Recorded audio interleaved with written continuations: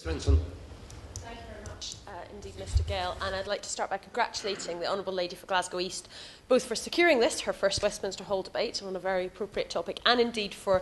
the way in which she introduced it. She is well known for being dedicated to her constituents and constituency, and I think she sufficiently captured the real energy that the City of Glasgow has, and indeed past and continues to have to this day. My constituency of Eastern Bartonshire is, like the Honourable Gentleman's, just outside the city of Glasgow, although it doesn't have the same natural boundary that Rutherglen has with Glasgow. The town of Bearsden in my constituency comes right next to Annie's Land in Glasgow, and the same happens with Bishop Briggs in Eastern Bartonshire, running into Springburn in Glasgow. And I think it's fair to say that when you're in the west of Scotland or in Glasgow, people are very aware of whether or not they're actually within the Glasgow city boundaries, but perhaps the further away from that you get, the more the solidarity with being from Glasgow occurs. I certainly recall as a student in London, sometimes feeling like an outpost of the Glasgow Tourist Board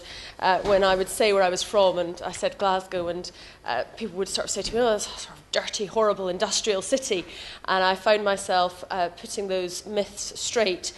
because, of course, in fact, while Glasgow does have its proud industrial heritage, it also is a city with stunning Victorian architecture, and indeed was the City of Architecture and Design in 1999 with a really exciting mix of culture, and indeed in 1990 was the European City of Culture, and that was in itself a great catalyst for regeneration, such as we have also seen with Liverpool more recently. And indeed it is now very much a modern, vibrant and confident city that I think people who have an outdated view of it do perhaps need to visit and experience what Glasgow is like today.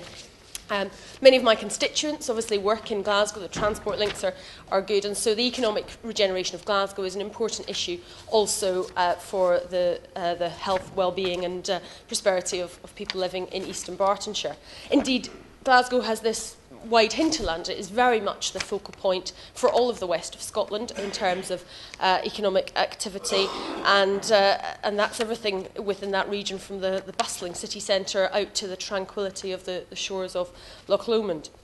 I wanted to touch on a particular part of the hinterland in the terms of regeneration, which is the town of Kirkintilloch in my constituency,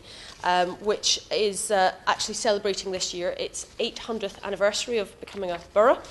and is also very much the focus of much regeneration. There's been the Kirkintillochs Initiative, which I think the Honourable Gentleman will know a great deal about from his previous work for Eastern Bartonshire Council. The Kirkintilloch Initiative has brought together a multi-million-pound regeneration package, which has included a new leisure centre, a new health centre, a newly opened link road, which makes Kirkintilloch much more accessible to people coming there from Glasgow, as well as alleviating some traffic problems. And this has helped to regenerate the town, which certainly has needed it, I think, in perhaps the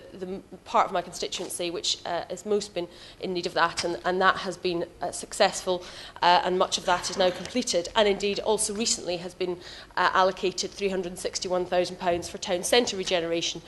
from a Scottish Government fund. So while I accept the Honourable Lady has genuine criticisms of the Scottish Government, perhaps in all fairness, particularly since there's unfortunately not a representative of the Scottish National Party here, the Government has done some things right, even in Holyrood, although I do accept she has genuine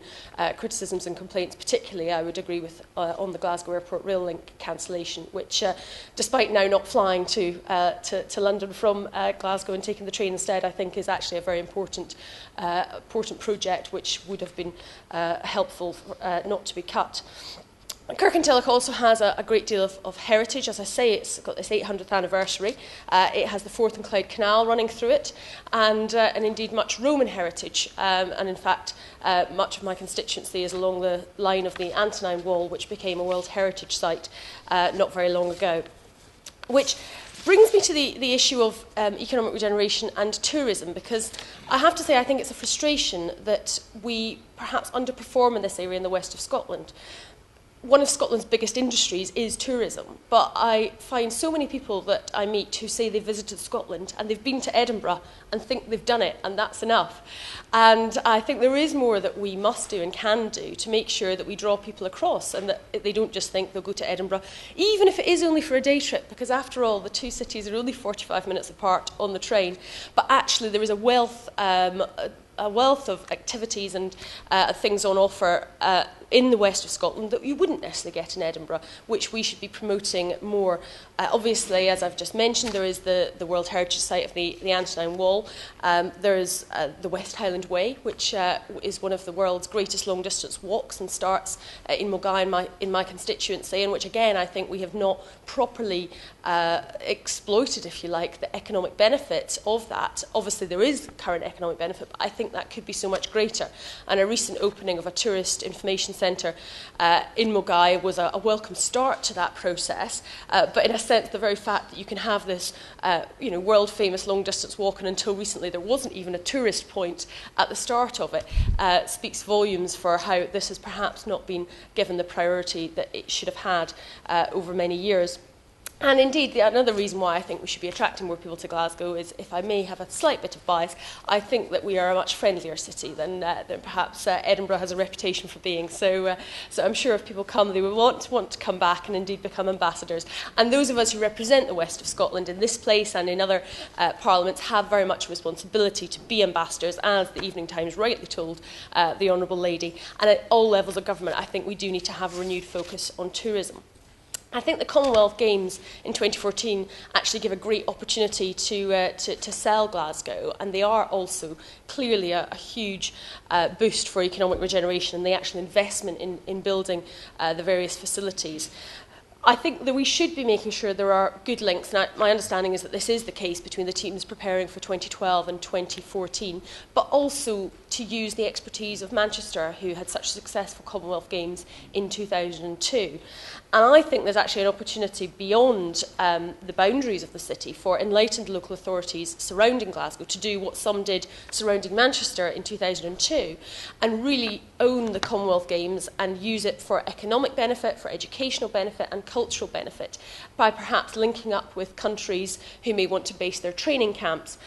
in these parts of the west of Scotland, and indeed have much more meaningful links with local school projects, getting the whole community involved. And in fact, with the London Olympics in 2012 and the Commonwealth Games in 2014, there's even the potential to encourage some countries who will be partaking in both games to perhaps base their training camp for 2012 in and around Glasgow and then return in 2014 and have that relationship over the space of several years. Obviously, as a Westminster Hall debate, Mr Gale, there's a general spirit of consensus, and I think that's been well noted this morning, but I just would end perhaps on a slight note of discord. I think the Honourable Lady is quite right that the public sector and the private sector working together is essential and can be very successful. But I would just take slight issue with the suggestion that we've got a very low level of debt and it's not a major problem, because I actually think the fact that we have more than £1 trillion of national debt is a threat to future economic regeneration. The very fact that we're spending £120 million every single day in debt interest really almost makes you want to weep, because you think what else that £120 million could be spent on. And I know that we can all think of things in our constituencies, of things that would promote economic regeneration, that money could be well spent on, and at the moment effectively is just dead money going on debt interest. So I would just say that I think in the grand scheme of things, there are many things that need to be done to promote economic regeneration in Glasgow and elsewhere, but I would agree that tackling the deficit has to be a key part of that, because if we don't do that, then we're not going to have the environment that is essential for confident business growth, which is ultimately going to deliver the further improvements that we all want to see in Glasgow and elsewhere. Thank you very much.